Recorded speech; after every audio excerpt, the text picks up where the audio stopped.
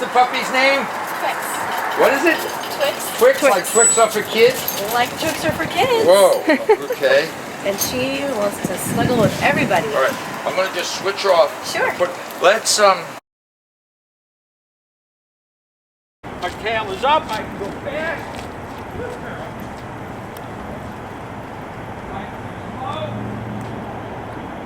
When I turn, she turns. It's gotta be like this. Relaxed, she's on my left. I slow down, she sees a bus, she stops. Okay, today's Tuesday, February 16th. This is our little friend Twix, who's here for our 12-day boot camp. So here's what we learn as dogs settle in here.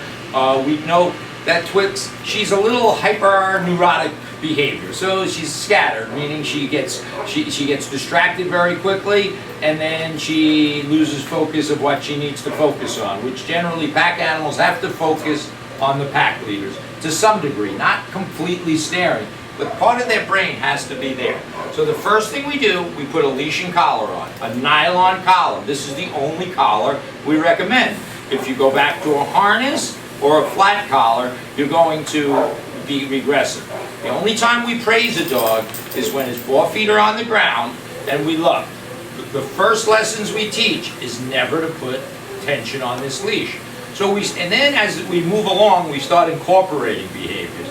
Teach the dog to sit, teach the dog to stay. But the most important behavior for right now, Tuesday, which is 3 days into it, and she is a little difficult. The weather hasn't cooperated, so we haven't gotten out as much as we can. When she pulls, we correct.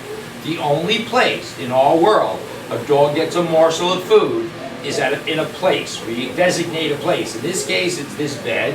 And then in theory, we should be able to take that bed and put it somewhere into a crate. But here's the love. And she can't have, this dog can't have like crazy kind of love. It almost has to be soothing, kind of gentle love, because she gets excited and aroused, so to speak, so fast. So it's real love. And the leash is always on, whether we're holding it or not. You don't have to be walking around the house with it. Okay, girl. But we need a mechanism to step on it. So then, with that said, the behaviors we want to start to introduce is this concept of going to place. So, we designate the spot, so it's relaxed. I'm going to say her name, Trix, go place. And she's got to learn this. Good. The only time she gets the only time she gets a morsel of food, remember, is on her place. And then we start moving away. We start moving our energy. I'm not staring at her. I'm doing things. I'm knocking on the door. I open. She gets up. We teach her this. It's got to be physical. Notice there's not a lot of talking. It's physical. So dogs learn from movement. They orient towards movement. It could be the movement of a door opening. I pick up. I take her back firmly. A little correction.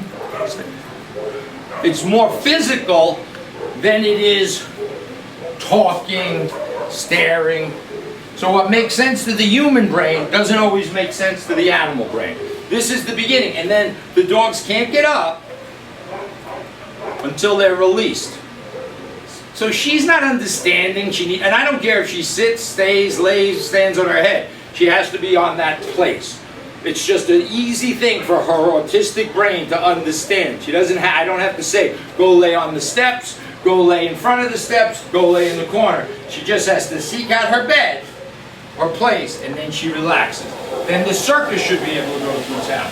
But it's not easy. It has to be taught, number one. We teach, then we enforce. And it has to be consistent. I release her from her place just by saying, okay girl, and I get love. Okay is the release, I love, and that's it. It doesn't matter the noise. So first day, thou shalt not put tension on this leash. There's a lot of love, but not on furniture. In a neutral place. So this is a bit, trust me, this lobby is busier than most people's houses. I got people coming and going, so I got to teach her, balance her energy. And so she was a little scattered, and so again, she was up here, we were down here. We got to get her brain back in. It's done with love. This is positive reinforcement, and the food simply comes like this. Oh, I stand up, I say, go place. place. And as this, her food comes here. And think about it. If we get this done, then we take this bed, we put the bed in the back of a truck, the back of on a field. In theory, not in 12 days, but extend this out. If you're consistent and you're like this, notice I'm looking at you, but I see the dog. It's good for today, too. Mike Gould here, Mayor of Hounds Town USA, home to the happiest and smartest and gifted dogs on earth. I'm here today on Thursday. We're finishing up some training sessions. Everybody's in a different place. Twix here is in its early stages of training, about a quarter of the way through, maybe a third. This is some reinforcement training. Shish kebab's going home in 3 days. Reinforcement training for my friend Jules, and the little puppy graduates tomorrow. The puppy's not. And the interesting thing is I have not every breed, but different breeds. I got a little pit bull puppy, German Shepherd, Old English Lab, and a hyena. No, it's not. No. This is a beautiful little dog. Twix, she's a little bit on the fearful side.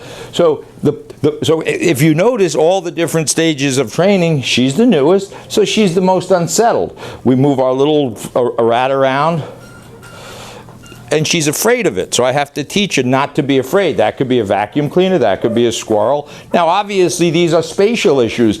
If we drive up onto the dog's nose, it's going to get up. But we're learning, teaching the dogs not to chase a squirrel. This is so again, in deference to Dr. Temple Grandin, dogs see things differently. We need to be in the dog's brain.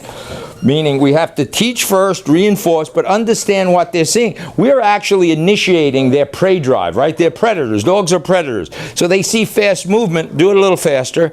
A little fast movement. They don't know that this is our man-made squirrel. And then if I yell, that's good, thank you. If I yell, hey, guys! That is realistic, so a dog shouldn't be afraid of that noise. But we have to teach them. This didn't just happen overnight. When I just yelled, you'll see that the dogs won't even flinch. My friend Blues hears me yelling. The only thing I yell at is never dogs, I yell at humans.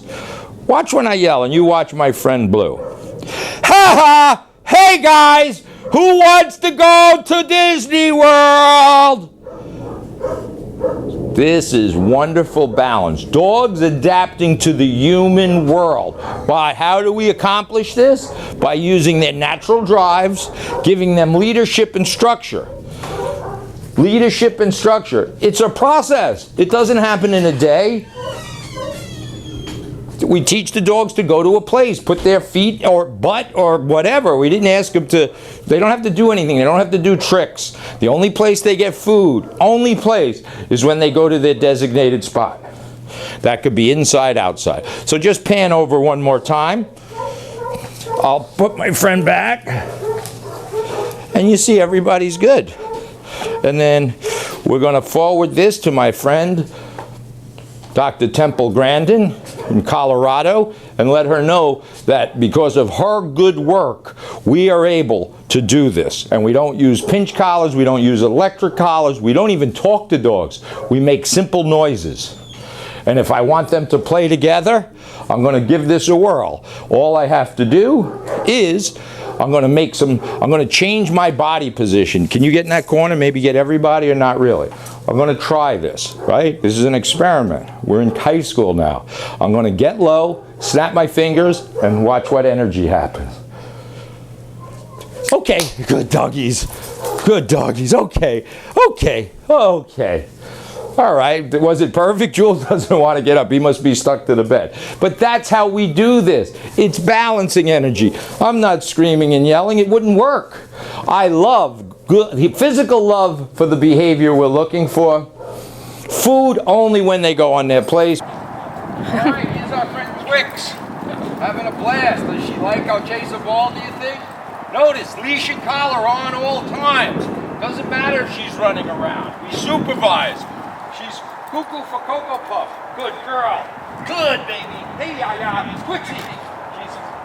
She's into a little something. I correct her. Quick. She's off and running. So this is the free time. We call this free time.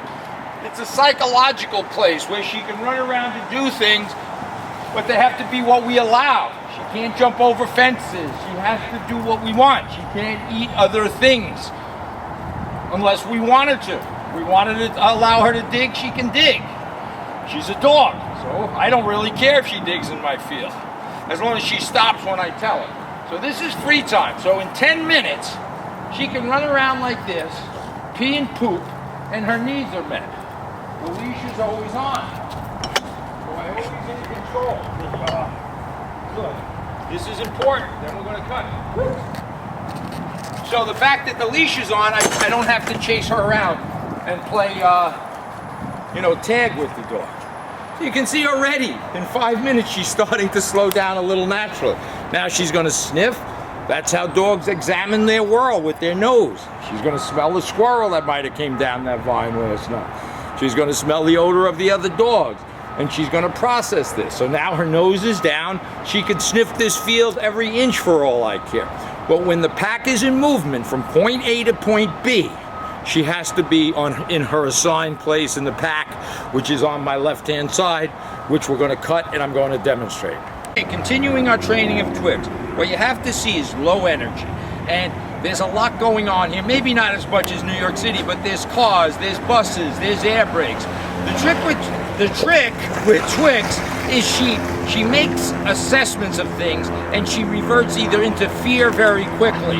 So you just have to understand her. So all dogs are afraid of certain things, but sometimes it's subtle. It's not as she shuts down. So you got to be aware of that. I praise good behavior.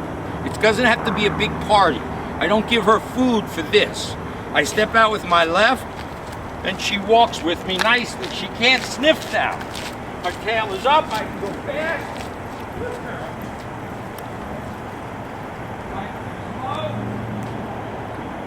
When I turn, she turns. It's got to be like this. Relaxed. She's on my left. I slow down. She sees a bus. She stops. I step out with my right. It's energy. Energy. I step out with my right. Energy. Here comes a car. I see it because I'm the leader. I have to protect her from the car. She doesn't get up. If I want to move, when the pack moves, what do? Notice the dog is keying in on my legs. She's down here. She's not up here. She shouldn't be up here. That's why dogs jump, to get up here. I step out my left. She walks. And this is not a sterile world. Buses are particularly a problem because of their air brakes and the noises they make. Later on, in our second half of our video, we're going to go up to the train station. So we've been doing really well. Leash is on. Dog can't sniff. Pack is moving. If I want to put her on psychological free time, I pick the spot. She knows to sit. I release her psychologically, not physically. Okay, good girl. Now she can sniff all she wants. She can pee, she can poop. This is a big conflict for humans. So there's never tension on the leash. Watch. Right now she has 6 feet. If she's in high school, I'll put a 20-foot leash. And in college, she'll be off a leash. But this is how we move to that. I don't take the leash off, she'd be gone. So it's a big good girl, and I love her, as long as there's no tension. This is psychological free time. Explain that you don't move. You don't move. I don't move, the producer said. Meaning I don't think of this. I've never allowed, in the last 8 days, this dog to put tension on this leash and pull me.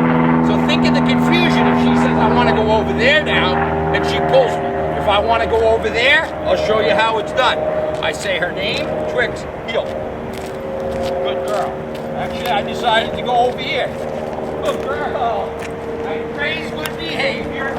I correct this. She knows to sit when I stop, because she's never allowed to do anything else. Okay, girl, good girl. This is great video. Leash collar. If you live in New York City, call us, we'll send you one. If you revert back to the other collar, you're wasting your money.